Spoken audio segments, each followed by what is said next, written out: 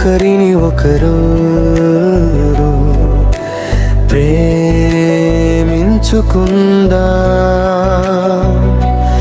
ఎందుకంటే ప్రేమ దేవుని నుండి వస్తుంది. ప్రేమించే ప్రతి మనిషి దేవుని ద్వారా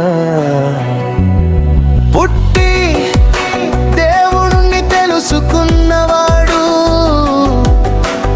అప్రేమించని వాడికి దేవుడు తెలియదు. ఎందుకంటే దేవుడు ప్రేమేటిలా దేవుడుతా ఏకైక కుమారుణ్ణి లోకంలోకి పంపించి ఆయన ద్వారా మనం జీవించాలన్నది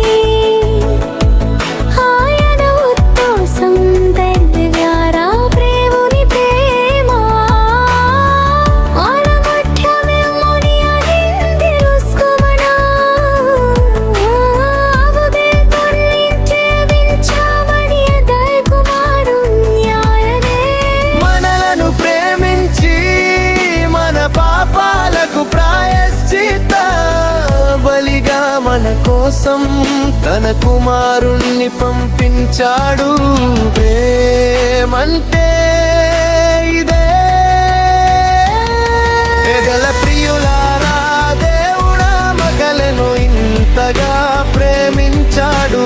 కాబట్టి మనం కూడా ఒకరిని ఒకరు ప్రేమించుకోవాలి. నరుకరు ఎందరూ తెన్పండి చూడలేదు గణరం గుప్తనగి.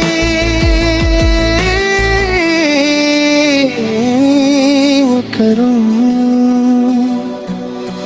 ప్రేమించుకుంటే దేవుడు మనలో నిలిచి ఉంటాడు. ఆయన ప్రేమ మనలో సంపూర్ణం అవుతుంది. దీని వలన మనం ఆయనలో నిలిచి ఉన్నామని, ఆయన మనలో నిలిచి ఉన్నాడని తెలుసుకుంటాము. ఎందుకంటే ఆయన తన ఆత్మను మనకిచ్చాడు. జ్యోతు తండ్రి తన కుమారుణ్ణి లోకరక్షకుడుగా పంపించడం మేము చూసాము. దానికి మేము సాక్షులం. లేదా యేసు దేవుని కుమారుడని ఎవరు అంగీకరిస్తారో అతనిలో దేవుడు నిలిచి ఉంటాడు, అతడు దేవునిలో నిలిచి ఉంటాడు. సునా దేవునికి మనపై ఉన్న ప్రేమను మనం తెలుసుకుని విశ్వసించాము. దేవుడు ప్రేమలో నిలిచి ఉన్నవాడు దేవునిలో నిలిచి ఉంటాడు. దవడు అతనిలో నిలిచి ఉంటాడు. సుత తీర్పు రోజున మనం ధైర్యంతో ఉండేలా మన మధ్య ఈ ప్రేమ పరిపూర్ణం అయింది. ఎందుకంటే ఈ లోకంలో మనం ఆయన ఉన్నట్టే ఉన్నావా. భయం లేదు పరిపూర్ణ ప్రేమ భయాన్ని పారద్రోలుతుంది. ఎందుకంటే భయం శిక్షకు సంబంధించింది. భయం ఉన్నవాడు ఇంకా ప్రేమలో పరిపూర్ణత పొందలేవేం. దేవుడే మొదట మానవుని ప్రేమించాడు. కాబట్టి మనం ఆయనను ప్రేమిస్తున్నాం.